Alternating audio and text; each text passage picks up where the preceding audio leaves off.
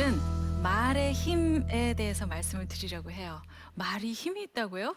우리 혀에 권세가 있다고요? 네, 성경에 나와 있습니다. 잠언 18장 21절을 보면 죽고 사는 것이 혀의 권세에 달려 있다 이렇게 돼 있어요. 그냥 말은 참 중요하다 이 정도만 해주셔도 우리가 알만한데 죽고 사는 것이 이렇게 말씀을 하셨어요. 말하자면 그야말로 죽을 길을 가다가도 말 한 번 잘하면 생명을 얻는 수가 있어요. 그렇지만 말 한 번 잘못하면 또 사망의 길로 가는 수도 있다는 거죠. 그러면 이 말이 왜 이렇게 중요하냐 한 것을 이제 조목조목 알아보도록 하겠습니다. 첫째, 말은 중요하기 때문에 중요합니다. 성경에는 이 말을 배의 키 같은 것이다 라고 비유하고 있습니다. 우리 인생이라는 이 커다란 배를 누구나 이제 운전을 해서 가잖아요. 정말 훌륭한 선장이라면 이 말을 잘 운용합니다. 그 배의 키를 잘 움직인다는 거죠. 살다 보면 암초를 만날 때도 있고 풍랑을 만날 때도 있어요. 그렇지만 이 배의 키를 잘 움직이면 인생의 목적지까지 이 배가 잘 도착을 할 수가 있는 거예요. 제가요, 들어본 질문 중에 가장 많은 질문이 어떻게 아나운서가 되셨습니까? 하는 질문을 가장 많이 들었었거든요, 지금까지. 저는요, 고등학교 때 한 선생님께서 어느 날 나오라고 하시면서 국어 책을 읽어보라고 하셨고, 그리고 제 목소리를 칭찬해 주셨습니다. 그 많은 친구들 앞에서. 그리고 저에게 신은경, 너 아나운서 한번 해봐라. 잘하겠다. 그 선생님의 그 말씀 한마디가 저의 오늘날을 있게 만들었다 하는 거죠. 그러니 사람의 말 한마디가 사람의 인생을 이렇게 열어주기도 한다는 것을 생각할 때 얼마나 중요한가 알 수가 있으시겠죠? 그런가 하면 두 번째, 말은 참으로 위험합니다. 성경에 말은 그 작은 불의 씨 같다고 비유를 하고 있습니다. 그 불의 요만한 씨라는 게 얼마나 작아요. 그렇지만 이 불씨가 마른 숲에 붙었을 때는 그 숲을 다 태워버릴 수도 있는 거죠. 얼마 전에 텔레비전에 어떤 여학생의 이야기가 나왔는데 이 여학생이 그 폭식증이라는 거 있죠. 음식을 많이 먹고 또 돌아서서 토해내고 이런 병에 걸렸어요. 선생님들하고 많은 이야기를 통해서 알고 보니까 이 여학생의 부모님이 집에서 싸우시면서 엄마 아빠가 싸우면서 이 아이에게 뭐라 그랬냐면 나는 너만 아니면 너희 아버지하고 안 산다 이런 얘기를 했다는 거예요. 사실 뭐 우리가 싸울 때 무슨 말을 못 하겠어요. 진짜 자식 때문에도 살고 남의 이목 때문에도 살고 그러면서 사는 거 아니겠어요? 그런데 그 한참 예민한 사춘기 딸에게 그런 말을 한 엄마였어요. 그러니까 이 예민한 아이가 이런 생각을 한 거죠. 아, 우리 엄마 아빠가 싸우는 게 나 때문이로구나. 나는 이 집의 축복의 아이가 아니로구나. 그러면서 자기를 미워하기 시작한 거예요. 그 미워하는 거를 먹는 것으로, 그리고 또 그 죄책감에 또 다 이렇게 이런 악순환이 계속됐다는 거죠. 그래서 말이라는 것은 참으로 위험하구나 하는 것을 우리가 잘 알고 있어야 하겠습니다. 세 번째, 말은요, 그런데 변덕스러워요. 유태 속담에 이런 말이 있습니다. 말이 네 입 안에 있을 때는 네가 그 말을 조절할 수 있다. 그렇죠. 무슨 말 하려고 그러다가도 나쁜 말일 때 딱 입을 닫고 안 하면 돼요. 요즘 그 외 젊은이들이 밀당이라는 거를 해요. 그래서 좀 자기 주가를 높여보느라고 우리 헤어져? 이렇게 말했는데 진짜로 헤어지는 경우. 그러면 이 말을 입안에서는 컨트롤할 수 있지만 그 말이 입 밖으로 나오면 어떻게 해요? 그 말이 내 인생 30년을 쥐고 흔든다는 거죠. 그 아까운 사람 놓친 다음에 엉뚱한 사람하고 살고 있어요. 그런 일이 없도록 해야 되겠습니다. 그래서 말은 참으로 변덕스럽다 그런 얘기도 합니다. 다음에 정말 중요한 이유가 있어요. 말이 중요한 이유. 네 번째, 하나님이 들으시기 때문입니다. 네, 하나님이 들으시기 때문이에요. 그 민수기 14장 28절에 보면 너희 말이 내 귀에 들린 대로 내가 너희에게 행하리니 라고 말씀하셨어요. 옛날에 구약에는 그랬지 라고 생각하시는 분이 혹시 계실는지 모르겠습니다만 왜요? 신약에도 살아계신 하나님이 오늘 이 순간에서도 살아서 우리 말을 듣고 계십니다. 어떤 아이가 공부를 하도 안 하니까 엄마가 야, 너 그렇게 게임만 하다가는 대학교 못 가! 그랬어요. 하나님께서 들으시고 이 집사 너희 아들 대학 보내지 말을까? 질문하십니다.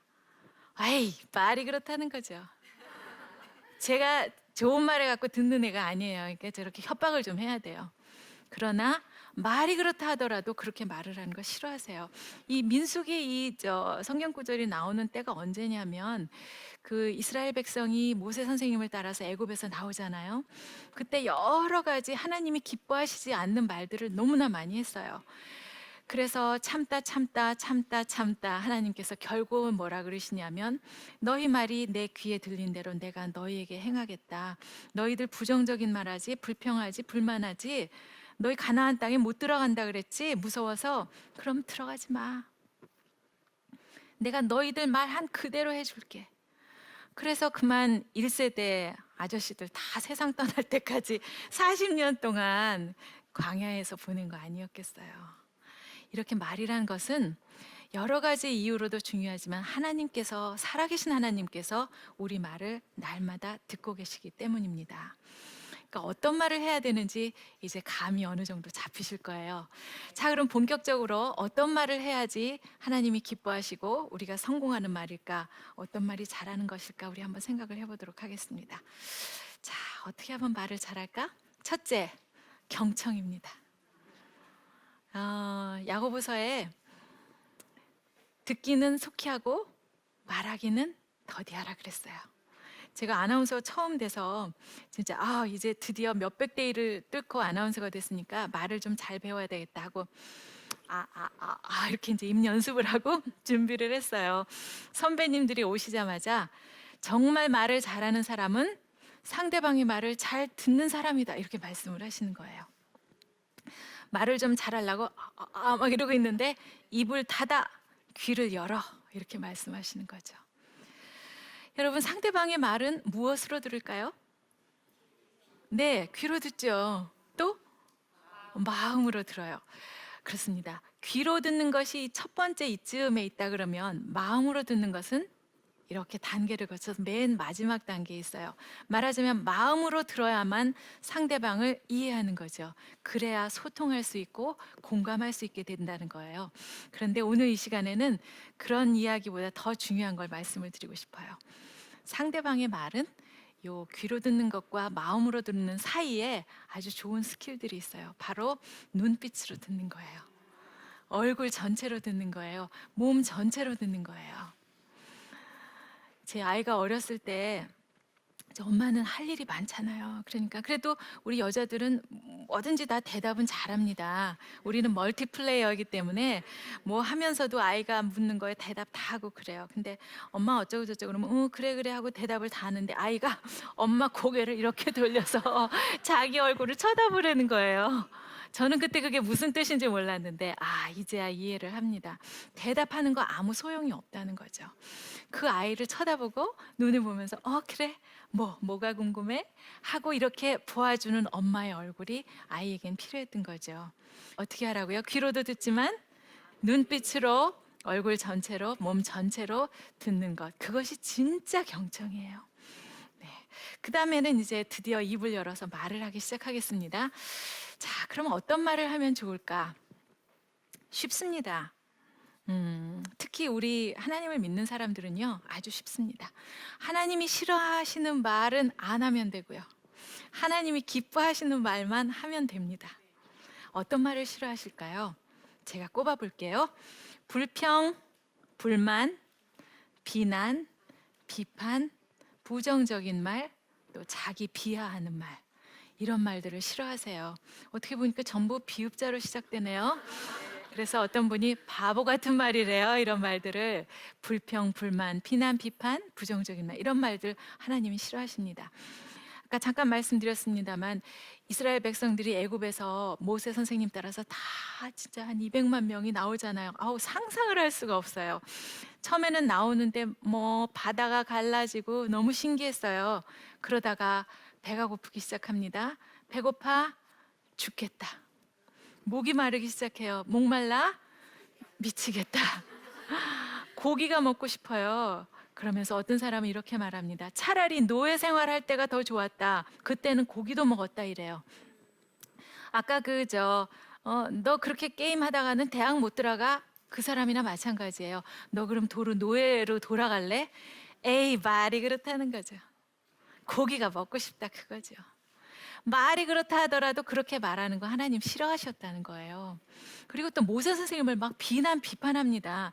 당신이 말이야 우리를 광야에서 죽이려고 여기까지 데리고 나왔습니까? 이래요.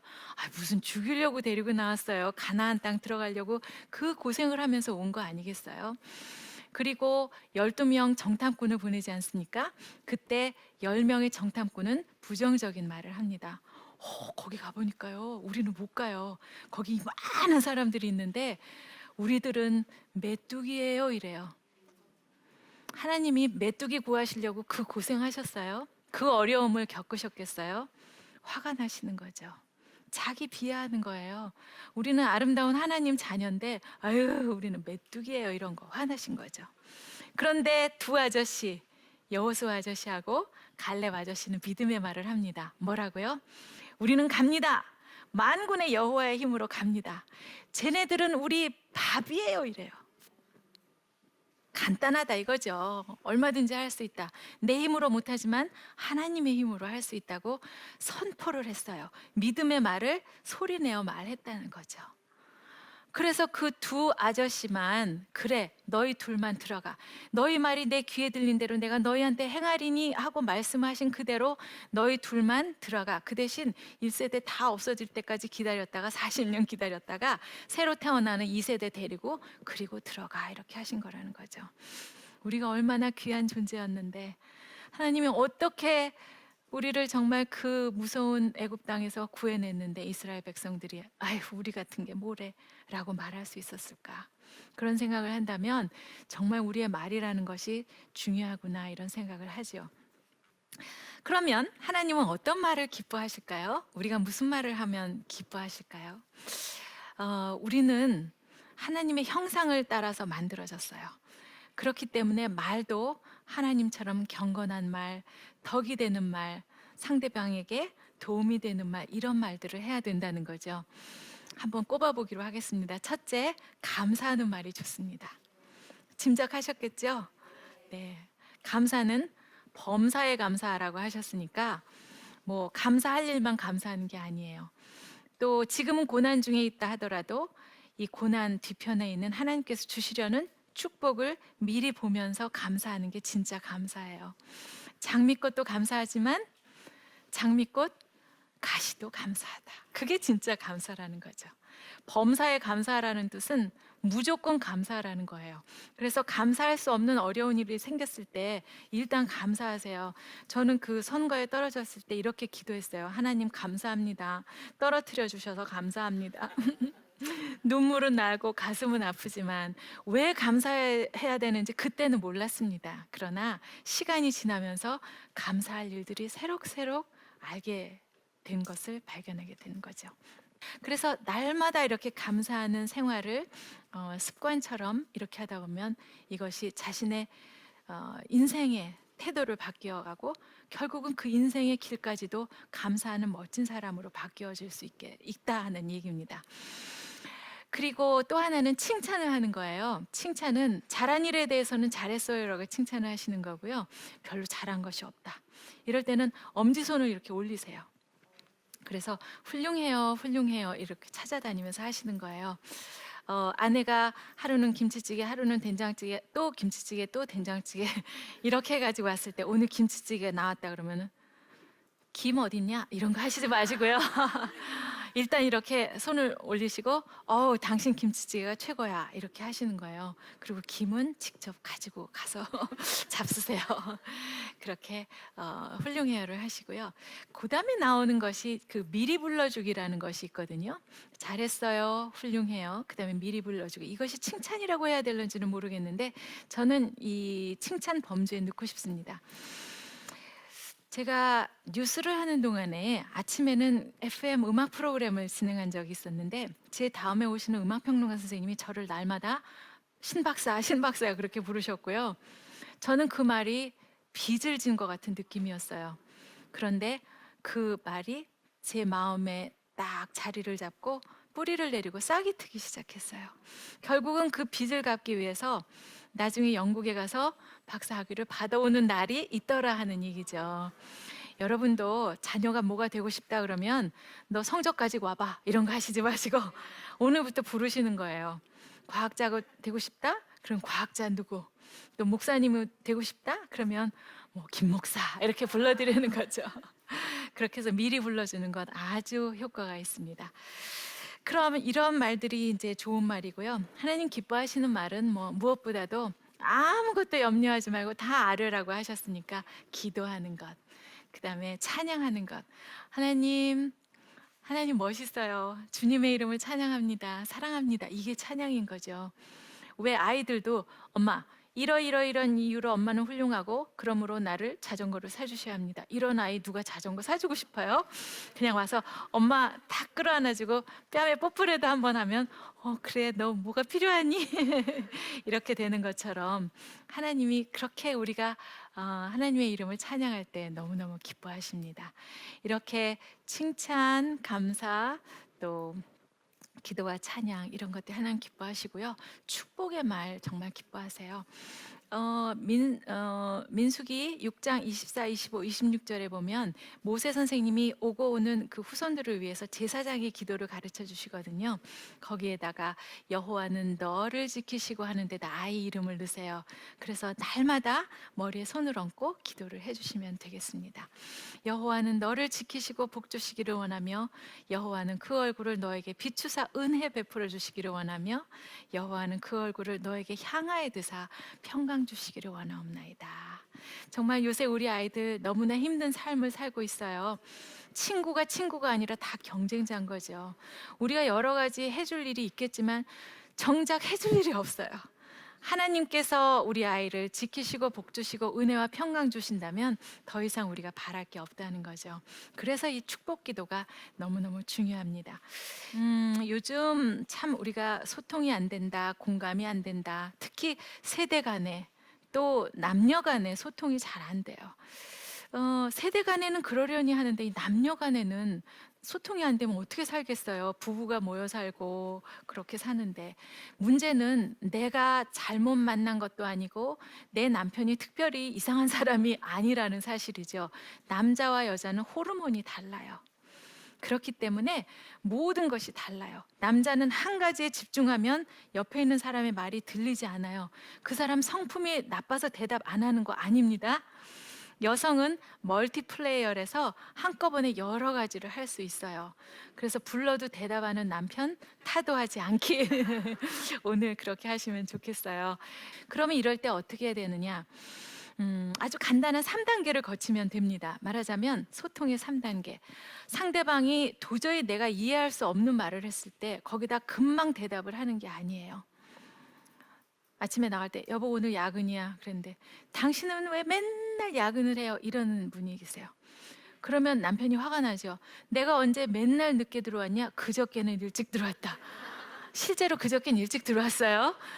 그런데 그때 맨날이라는 걸 듣고 그 맨날에 대한 답만 즉답을 하는 게 말이 아니라는 거죠.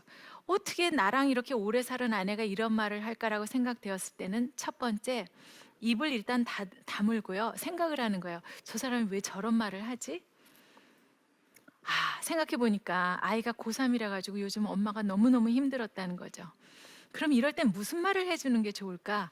위로의 말이 필요하구나. 그러면 세 번째 그 말을 해주는 거예요. 당신은 왜 맨날 늦게 들어와요? 라고 하는 말에다가 동문서답을 하는 거예요. 여보, 요새 힘들지? 우리 주말에 어디 놀러 가자. 내가 맛있는 거 사줄게.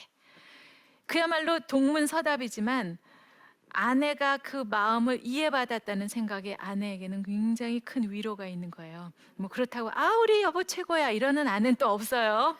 뭐라고 중얼중얼 하지만 벌써 아내의 마음속에는 이번 주말에 어디로 갈까? 무슨 옷을 입고 갈까? 이런 것이 마음속에 있다는 거죠.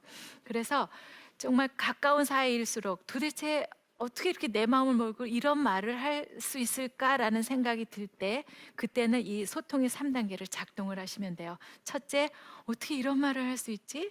왜 그럴까 생각하는 거예요. 이럴 땐 무슨 말을 듣고 싶어 하지? 그리고 그 말을 해주면 됩니다. 너무 간단하죠. 네, 이렇게 소통의 3단계가 있고요. 세대 간의 차이는 정말 뭐 어떻게 할 수가 없어요. 요즘 할머니, 할아버지들이 어린 손주들의 말 그렇게 잘 알아들을 수도 없습니다. 아이들이 그냥 말을 막 줄여서 해요. 어, 제가 있는 그 직장에 저는 이사장이고 우리 직원들은 아주 대학 갓 졸업한 직원들이 많아요.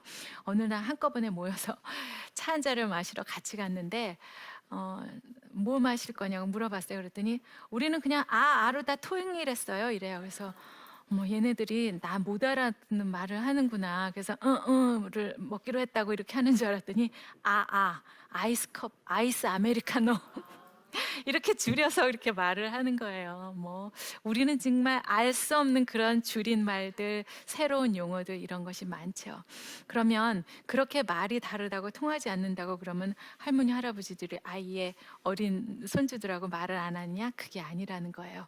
제일 좋은 방법은 반사요법이라는 것이 있습니다. 아이가 학교 갔다 와서 무슨 얘기를 하면 걔 친구 착한 애니 그 집에 아버지가 뭐하니 이런 거 물어보시지 마시고 아이가 하는 말을 그대로 따라만 하시면 돼요. 학교 다녀왔습니다. 학교 다녀왔니? 오늘 어땠니? 라고 물으면 그 아이가 하는 말을 그랬어. 친구들이랑 어쨌다 하면 그랬구나. 화가 났겠구나.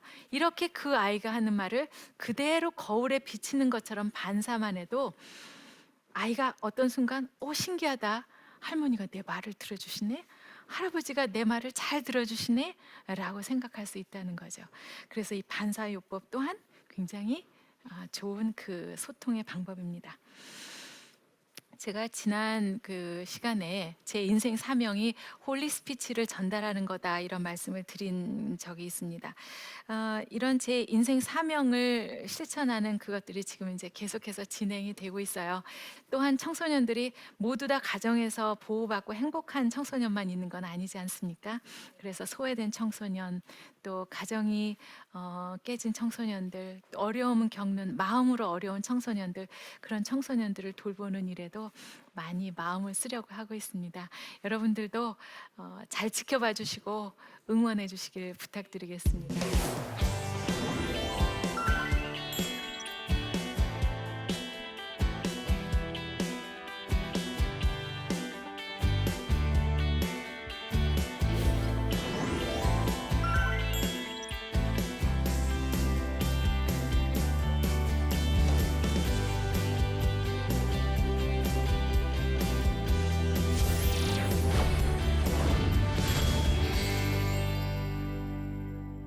오늘도 이렇게 얘기를 하다 보니 궁금하신 내용이 있으시다고 주신 분들이 계셔서 한번 답을 드려볼까요? 홀리 스피치 언어를 사용함으로 체험하신 변화가 있다면? 네, 너무 많죠. 우선 저도 이렇게 보통 때처럼 이렇게 화가 나는 말을 하려고 그러다 이거 아니지 하고 가능하면 감사합니다 하는 말 자주 하려고 하고 칭찬하는 말 자주 하려고 하죠. 또 저 아이가 어렸을 때 무슨 실수를 이렇게 했을 때 막 야단치고 그러는 게 좋지 않다고 생각했어요. 그래서 일단은 아이를 안심시키기 위해서 괜찮아. 엄마가 그러잖아도 이거 빨려고 했었던 거니까 뭘 우유를 쏟아서도 괜찮아. 이렇게 안심을 시키려고 했어요. 그랬더니 후유증이 있는 거예요. 요 꼬마가 자기가 딱 쏟은 다음에 자기가 이래요. 괜찮아. 빨 거니까. 그런 적도 있었습니다만 그래도 자꾸 강조하다 보면 감사하고 칭찬하고 또 기도하고 찬양하는 말들도 우리 삶이 가득해지면 참 좋으리라고 생각합니다. 다음 질문 볼까요? 말을 할 때 내용 외에도 다른 점들도 중요할 것 같은데 주의해야 할 점이 있다면 네, 맞습니다. 오늘은 주로 이 소리로 말하고 그 메시지 중심으로 말씀드렸는데요. 사실 우리의 말을 전체를 100%로 따진다면 이 메시지는 7%밖에 차지하지 않습니다. 너무 놀랍죠? 그럼 나머지는 뭘로 커뮤니케이션을 한다는 얘기예요? 첫째는 55%는 제스처입니다. 제가요 이렇게 웃으면서 말을 이렇게 하면 '아 즐겁게 강연을 하는구나.' 이렇게 생각하실 거 아니겠어요? 여러분도 지금 마찬가지예요. 저에게 보내주시는 사인이 아주 즐거운 얼굴을 지금 하고 계신 거예요. 그러면 제가 기분이 좋아서 더 잘할 수가 있잖아요. 그런 것들이 비언어적인 그 랭귀지들이 55%를 차지합니다. 그런가 하면 유사 언어라는 게 있어요. 언어는 아닌데 그 인터네이션, 어조, 소리의 크고 작음 이런 것들이 38%를 차지해요. 말하자면 잘했어라는 세 글자가 있습니다. 아이가 시험을 잘 봐가지고 왔어요. 그랬을 때 잘했어. 너가 그렇게 잘할 줄 알았어. 이렇게 하잖아요. 그런데 어저께 공부하라 그랬는데 게임만 했어요. 아니나 다를까 50점을 받아왔어요. 그럴 때는 어떡합니까? 아래 위로 훑어보면서 잘했어. 똑같이 세 글자인데 잘했어 하는 것과 잘했어 그것을 다르게 만드는 것이 유사 언어라는 거예요. 38%. 그러니까 우리의 말은 어떤 어조를 쓰느냐, 어떤 제스처를 쓰느냐에 따라서 정말 천차만별의 그 커뮤니케이션을 할 수가 있게 되는 거예요. 그러니까 무슨 말을 하느냐와 마찬가지로 어떤 태도로 말하느냐, 어떤 어조를 사용하느냐 이런 것이 좋습니다. 보통 이렇게 전화를 받거나 이런 직업에 계신 분들은요, 이렇게 낮은 톤, 뭐 이런 이렇게 표정 없는 얼굴을 하시는 것보다는요, 좀 한 톤 높여서 안녕하세요 이렇게 웃으면서 뭘 도와드릴까요? 이렇게 하면 듣는 사람이 벌써 그걸 느끼게 되세요. 그래서 그것이 참 중요하다는 거 강조하고 싶습니다. 자, 오늘도 재미있으셨나요? 네, 여러분들 열심히 들어주셔서 감사하고요. 우리가 하나님의 형상 따라서 만들어진 고귀한 존재, 금수저, 아름다운 하나님의 자녀들이니까 우리도 하나님처럼 귀한 말, 덕이 되는 말, 경건한 말들 하면서 우리 삶을 풍요롭고 멋지게 만드셨으면 좋겠습니다. 여기까지입니다. 감사합니다. 고맙습니다. 재밌었어요.